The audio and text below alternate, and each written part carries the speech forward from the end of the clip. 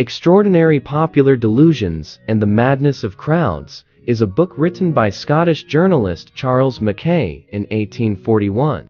The book is a study of the psychology of crowds and the way in which individuals can be influenced by the opinions and behaviors of groups. The book is divided into 3 sections, each of which explores a different aspect of crowd psychology. The first section examines the various financial bubbles that have occurred throughout history, such as the South Sea Bubble of 1720 and the Mississippi Bubble of 1719. Mackay argues that these bubbles were caused by a combination of greed and ignorance, and that individuals invested in them without fully understanding the risks involved. The second section of the book explores the various religious manias that have occurred throughout history, such as the Crusades and the witch hunts of the Middle Ages.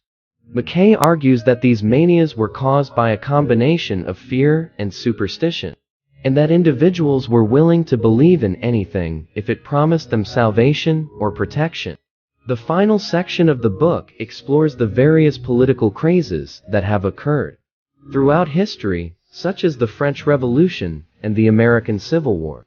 Mackay argues that these crazes were caused by a combination of idealism and ignorance, and that individuals were willing to fight and die for abstract concepts such as liberty and equality.